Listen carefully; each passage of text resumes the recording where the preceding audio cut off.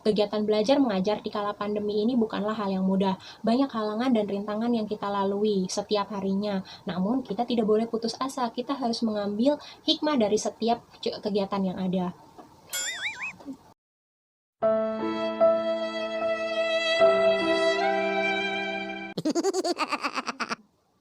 Hai, halo semuanya. Assalamualaikum warahmatullahi wabarakatuh. Balik lagi nih sama aku. Kali ini kita akan membahas sesuatu yang berbeda dari biasanya. Apa ya kira-kira? Sesuai dengan judul di bawah ini nih, kita akan membahas tentang Hardiknas.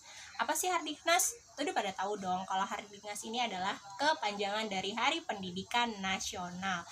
Ya, tepat banget hari ini, tanggal 2 Mei, kita memperingati Hari Pendidikan Nasional. Biasanya nih teman-teman, Hari Pendidikan Nasional ini dilaksanakan atau diselenggarakan dengan cara upacara atau biasanya juga ada kegiatan seperti pawai atau biasanya ada penampilan juga dari kreasi anak di seluruh Nusantara ini. Nah, tapi tahun ini berbeda ya teman-teman, mungkin agak sedih juga karena kita harus terpaksa di rumah dan merayakannya dengan cara mungkin live streaming ya. Itu banyak kok platform-platform dari pendidikan ini mengadakan Hari Pendidikan Nasional secara live streaming. Jangan lupa nih kamu bisa cari nanti videonya baik di Instagram maupun di YouTube, banyak kok cara memperingati Hari Pendidikan Nasional. Nah, sebelum kita lebih lanjut lagi membahas, kamu harus tahu nih, kenapa sih Hari Pendidikan Nasional itu harus dilaksanakan pada tanggal 2 Mei, dan siapa sih sebenarnya yang pertama kali mencetuskan Hari Pendidikan Nasional, dan apa sih yang ada dalam Hari Pendidikan Nasional itu. Oke, sebelum kita bahas lebih lanjut lagi, jangan lupa untuk klik tombol subscribe-nya dan juga like kalau kamu suka sama videonya. Langsung aja kita bahas dari yang pertama, yaitu sejarah dari Hari Pendidikan Nasional. Nah, tadi aku udah bilang ya bahwa Hardiknas ini adalah kepanjangan dari Hari Pendidikan Nasional, di mana hari ini merupakan seperti pestanya para pendidik. Nggak cuma pendidik aja sih, kayak siswa, aktivis pendidik, atau aktivis penggerak pendidikan itu melaksanakan atau merayakan Hari Pendidikan ini. Nah, kita mulai dari sejarahnya. Sejarahnya ini ternyata Hari Pendidikan Nasional ini ditetapkan atas dasar pemerintah untuk menghormati dan mengenang jasa pahlawan kita. Nah, siapa pahlawannya? Pahlawan di sini adalah Ki Hajar Dewantara. Beliau adalah orang yang sangat berjasa dalam dunia pendidikan pada zaman dahulu ya, Pak. Nah, Hari Pendidikan Nasional ini dirayakan atau diperingati pada tanggal 2 Mei, yaitu bertepatan dengan hari lahirnya beliau, yaitu Ki Hajar Dewantara. Dan hari nasional ini diputuskan oleh pemerintah lewat Keputusan Presiden nomor 316 tahun 1959. Nah, ditetapkan pada tanggal 16 Desember 1959.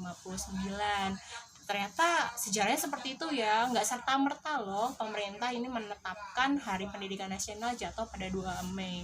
Bisa aja tanggal yang lain, cuma ternyata untuk menghormati jasa Ki Hajar Dewantara, maka hari kelahiran Ki Hajar Dewantara dijadikan Hari Pendidikan Nasional. Kita ngomongin Ki Hajar Dewantara nih, kira-kira udah pada tahu belum sih siapa sih Ki Hajar Dewantara? Penasaran dong. Nah, mungkin banyak dari kalian udah memahami dan udah tahu.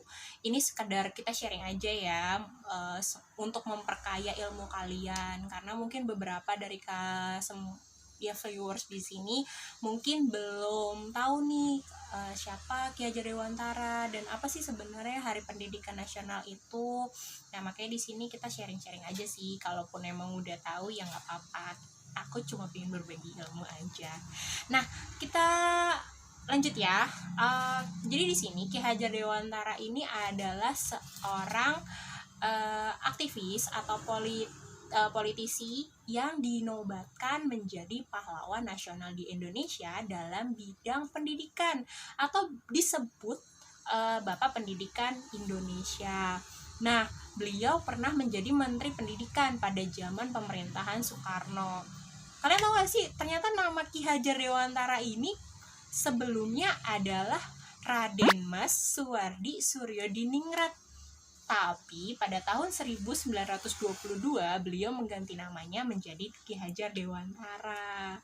Wah, ternyata banyak ya mungkin dari kita yang belum tahu nih. Aku juga baru kali ini aja tahu sih. Tapi kita sharing aja.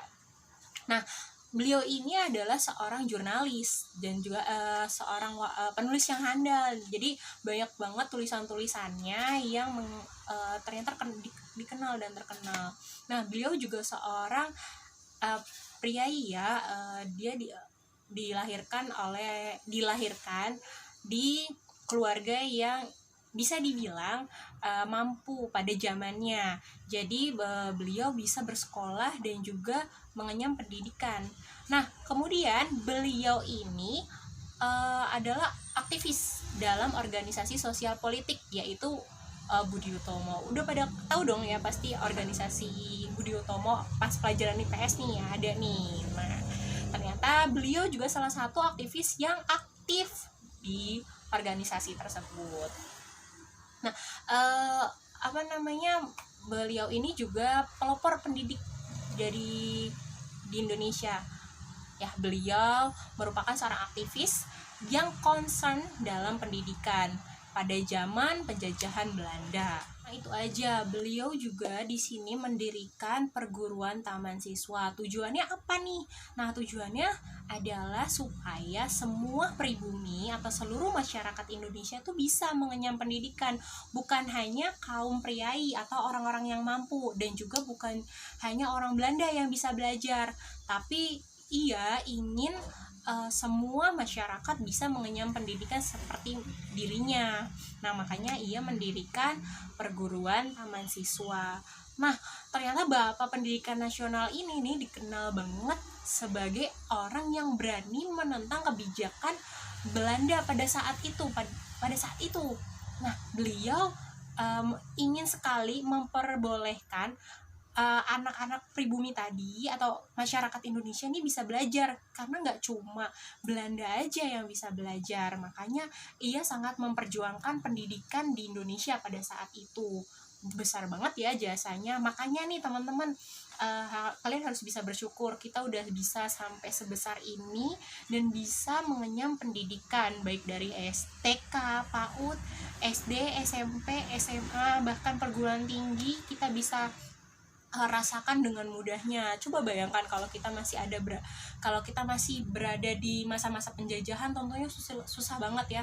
Dulu aku pernah nonton film gimana dulu kalau misalnya belajar itu cuma orang-orang Belanda aja yang belajar, dan masyarakat pribumi itu cuma belajar lewat jendela aja. Jadi mereka ngintip gitu. Mereka hanya bermodalkan, mungkin zaman dulu apa ya, bukan kertas kali ya, semacam itu, dan mereka belajar ngintip sambil ngeliat. Atau juga ada kadang ada nih masyarakat Indonesia yang sudah mengenyam pendidikan, mereka berjiwa besar mau mengajarkan ke orang-orang. Contohnya juga pernah nonton dong film Kartini, atau juga film Bumi Manusia. Nah, yaitu salah satunya itu di situ. Jadi orang-orang yang belajar ya, orang-orang pribumi yang belajar, mereka punya jiwa sosial yang tinggi supaya mereka bisa mengajarkan apa yang dia pelajari kepada orang-orang yang mungkin tidak beruntung untuk bersekolah. Next kita bahas tentang semboyan pendidikan. Nah, ini nih nggak kalah ngetrennya ya, mungkin pada zaman itu bahasanya nggak kalah keren banget. Ini filosofi yang diciptakan oleh Ki Hajar Dewantara. Siapa sih yang nggak tahu? Dan mungkin ada nih di lambang pendidikan, lambang pendidikan nasional, semboyannya yaitu yang paling terkenal adalah Tuturi Handayani. Tapi ternyata ada filosofi yang panjangnya.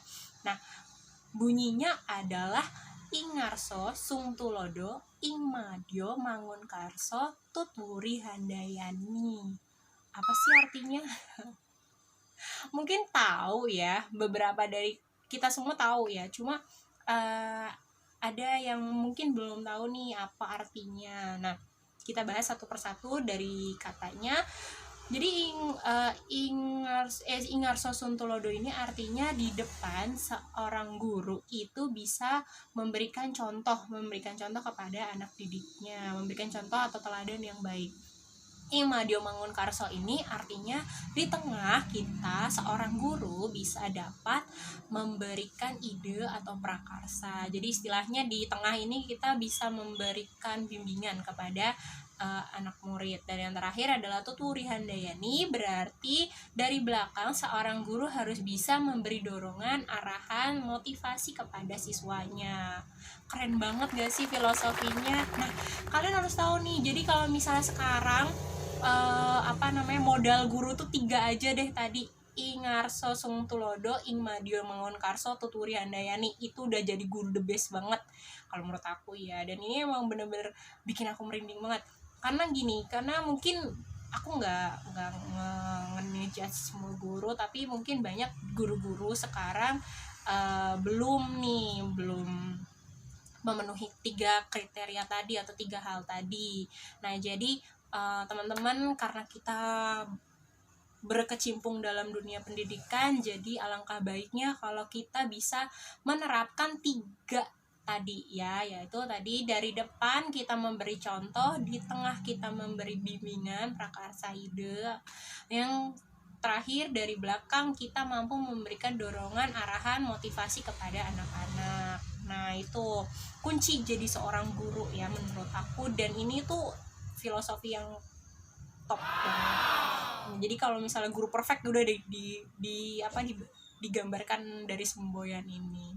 Nah, sekarang kita masuk nih ke pembahasan selanjutnya, yaitu tentang lambang pendidikan, Kementerian Pendidikan, yaitu seperti segi 5 ya, segi 5 berwarna biru, terus ada kayak sayap belonceng, sayap Garuda, ada lampu, ada buku, dan juga ada semboyan yang tadi udah kita bahas, yaitu Tuturi Handayani.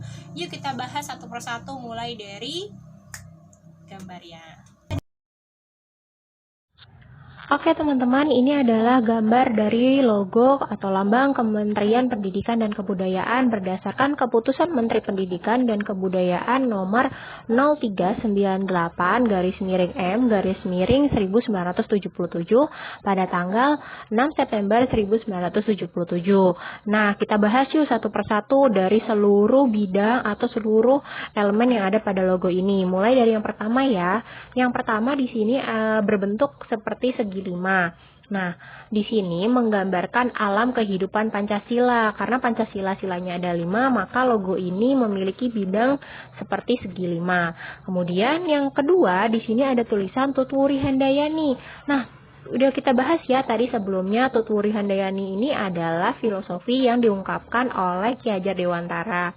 Nah, semboyan ini berarti melengkapi penghargaan dan penghormatan kita terhadap almarhum Ki Hajar Dewantara. Terus yang ketiga di sini ada gambar belonceng menyala dan juga motif seperti burung Garuda.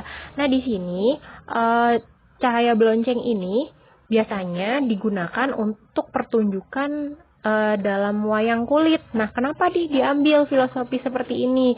Nah, ini bermakna menggambarkan tentang dinamis ya, kehidupan yang dinamis, gagah perkasa, mampu dan berani mandiri mengarungi angkasa. Jadi di sini ekor dan sayap Garuda digambarkan masing-masing 5.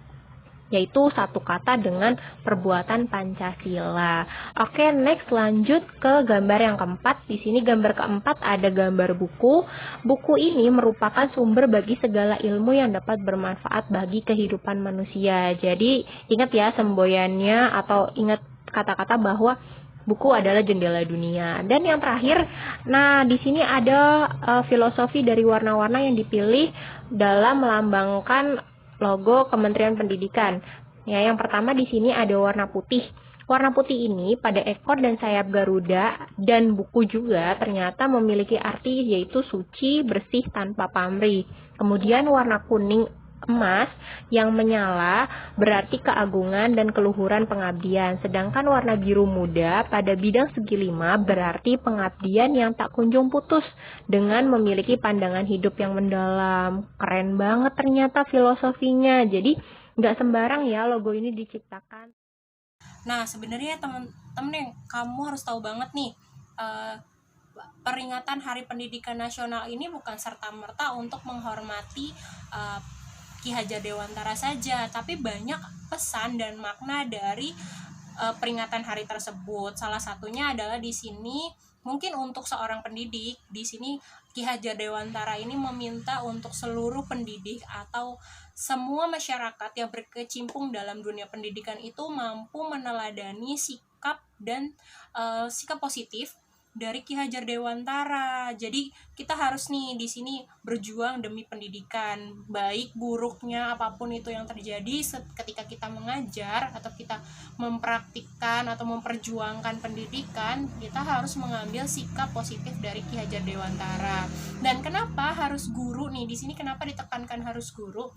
Karena nasib generasi penerus bangsa ini ada di tangan guru. Berat banget kan ternyata peran seorang guru. Nih ya, jadi di sini kita dituntut untuk bisa menciptakan generasi-generasi yang baik ya, sehingga bisa menjadi penerus yang baik pula untuk bangsa Indonesia. Dan tentunya karena di sini peranan guru sangat penting dan begitu besar banget peranan seorang guru, maka guru dituntut untuk memberikan kontribusi yang positif demi menciptakan generasi bangsa yang baik dan yang unggul. Kita jangan mau kalah dong dengan bangsa lain dalam hal pendidikan. Aku yakin sih di sini semua guru sudah mengoptimalkan kemampuannya untuk mencetak generasi pendidik yang unggul. Aku yakin banget. Juga nih pesan untuk siswa dan orang tua. Nah, di sini diharapkan ya dengan adanya peringatan Hari Pendidikan Nasional, siswa itu bisa mengenang jasa perjuangan dari seorang pahlawan, di mana pahlawan ini tuh yang mengusahakan pendidikan dari yang semulanya hanya bisa dinikmati oleh kaum priai atau orang-orang kaya lah ya, tapi sekarang semua elemen masyarakat itu bisa merasakan dan bisa mengenyam bangku pendidikan. Tentunya juga di sini dibutuhkan ya kerjasama antara orang tua dan guru. Ini penting banget nih peranan guru dalam pendidikan. Selain tadi guru ya penting, ini juga penting juga nih peranan seorang orang tua dalam pendidikan ya. Salah satunya adalah di sini orang tua juga bisa bekerja sama dengan guru atau pihak sekolah guna mencerdaskan dan mencetak anak-anak yang berakhlakul karimah tentunya. Jadi orang tua juga mampu memberikan teladan yang baik juga. Jadi jangan sampai nanti di sekolah gurunya udah semangat banget gitu kan, udah semangat banget ngasih pendidikan yang baik kepada anak-anak, tapi ternyata di rumah tidak didukung oleh orang tua. Dan mungkin banyak ya ini terjadi, tapi aku yakin sih semua orang tua pasti support banget pendidikan untuk anak-anaknya, baik itu yang pendidikan formal maupun non formal. Dan juga di sini orang tua juga bisa menerapkan norma-norma tentang pendidikan dasar. Nah, tadi tuh peranan guru, orang tua, dan siswa ini penting banget dalam dunia pendidikan. Kita nggak mungkin mencetak generasi penerus yang bangsa jika tidak ada bantuan dan kerjasama dari murid dan ataupun orang tua atau seluruh masyarakat deh gitu. Nah, harapan aku nih di Hari Pendidikan ini, aku berharap banget semoga wabah ini segera berakhir, dan juga aku berharap banget semua masyarakat itu bisa mengerti dan menyadari bahwa pendidikan itu sangatlah penting buat kita. Kenapa sangat penting? Aku pernah baca di salah satu sosial media bahwa kebodohan itu bisa diobati dengan pendidikan, tapi akhlak yang buruk tidak dapat digantikan atau tidak dapat diobati dengan apapun. Nah, salah satunya itu dengan pendidikan, dengan ilmu. Nah, kita bisa menjadi seorang yang baik tentunya berkat ilmu, dan ilmu itu berasal dari mana aja ya, bisa dari guru, bisa dari orang tua, atau bisa dari masyarakat. Nah itu makanya pentingnya pendidikan. Pendidikan itu nggak cuma akademis kok, tapi juga bisa non akademis ya. Contohnya seperti kehidupan sehari-hari ini juga merupakan pendidikan bagi kita, bekal kita dalam hidup bermasyarakat atau hidup sehari-hari. Nah, selain itu juga harapan aku untuk kedepannya, semoga seluruh masyarakat itu bisa memahami dan menghargai bahwa pentingnya seorang guru. Kehadiran guru ini nggak bisa digantikan dengan siapapun, apalagi sekarang ini teruji banget kan, banyak banget orang tua yang bilang sama aku, karena di sini aku seorang guru ya, banyak banget curhat bahwa mereka tuh udah nggak tahan ngajar anaknya. Bukan nggak tahan karena nggak bisa, cuma karena satu anak aja yang diajarin itu udah emosi banget gitu, udah bikin mereka emosi, apalagi banyak seperti yang di sekolah. Nah itu dia yang tadi aku bilang, bahwa peranan seorang guru dalam kegiatan belajar mengajar tuh tentunya penting banget dan gak bisa digantikan oleh siapapun. Kehadiran mereka tuh emang seperti kayak momok banget dalam kegiatan belajar mengajar. Nah tentunya doaku juga beriring kepada seluruh guru di dunia, khususnya di Indonesia, bahwa kalian harus tetap semangat, tetap kuat menjalani keadaan ini, dan kita harus bisa mengambil hikmah dari setiap keadaan ya, baik itu dalam keadaan susah, dalam keadaan senang, dalam keadaan mudah, tapi kita harus ambil hikmahnya. Sebenarnya di sini hikmah yang dapat aku ambil adalah aku bisa lebih kreatif lagi, lebih inovatif lagi dalam menciptakan pembelajaran. Karena di sini kesulitan yang aku rasain banget adalah kita mengajar tanpa bertatap muka. Kita ngajar bertatap muka aja, anak banyak yang nggak paham, apalagi kita ngajar tanpa bertatap muka, dan kayak ngerasa aduh kayak utang banget gitu kalau anak-anak nggak paham dengan apa yang kita ajarkan. Tapi ya mau nggak mau ya, qadarullah emang keadaannya seperti ini, jadi kita dituntut untuk lebih bersabar dan mencari cara supaya kita tetap bisa mengajar dan kita tetap bisa memberikan ilmu kepada anak-anak. Tentunya juga tadi doaku untuk semua guru supaya tetap sehat, tetap semangat, tetap kuat, dan jadilah guru yang kreatif, inovatif, dan menyenangkan.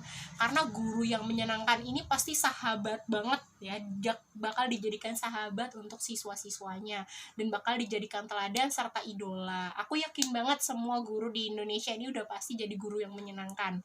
Ya, tinggal kita tetap semangat, kita tetap berjuang terus untuk pendidikan Indonesia. Jangan pernah patah semangat walaupun susah, walaupun mungkin ini selama masa pandemi seperti ini banyak banget yang ngerasa aku harus bagi waktu nih sama rumah, sama anak, sama mungkin kerjaan yang lain, atau mungkin ada sampingan yang lain ya. Tapi aku yakin semua guru di Indonesia tuh kuat ya. Bahkan aku pernah baca juga di salah satu sosial media bahwa ada salah satu guru yang berani menentang kebijakan pemerintah demi mengajarkan pendidikan. Nah, tapi jangan negatif dulu ya. Di sini menentang kebijakan pemerintah adalah yang tadinya kita harus stay at home, harus tetap di rumah, tapi guru ini harus rela dari door to door ke rumah muridnya untuk mengajar. Karena apa? Keterbatasan media itu tadi, kebatasan banyak muridnya yang nggak punya handphone, nggak punya internet, jadi akhirnya ya udahlah mau nggak mau harus berkunjung. Tapi kita harus acungi jempol ya, salut banget. Kita aja yang kadang udah ada internet, udah ada udah ada internet, handphone, atau segala aplikasi kita bisa akses, itu aja kita masih banyak ngeluh gitu. Apalagi kita misalnya ngajar di daerah terpencil, daerah daerah-daerah yang tertinggal gitu ya, pasti tantangannya lebih sulit lagi. Nah, sampai situ aja penjelasan aku. Semoga penjelasan ini bisa bermanfaat dan video ini bisa menjadi referensi kalian dalam mengisi Hari Pendidikan Nasional. Nah, buat kamu nih yang tadinya mungkin males-malesan belajar, males banget sekolah, atau males ngerjain tugas, nah kita balik lagi flashback gimana perjuangan seorang Ki Hajar Dewantara dalam memperjuangkan pendidikan di Indonesia. Dan tentunya untuk kamu seorang guru atau seorang pendidik atau aktivis pendidik untuk lebih semangat lagi dalam memajukan serta mencerdaskan generasi anak bangsa. Oke, sampai situ aja penjelasan aku. Salam untuk guru-guru serta siswa seluruh Indonesia. Selamat Hari Pendidikan Nasional. Tetap semangat, tetap kuat, dan kita bisa. Wassalamualaikum warahmatullahi wabarakatuh.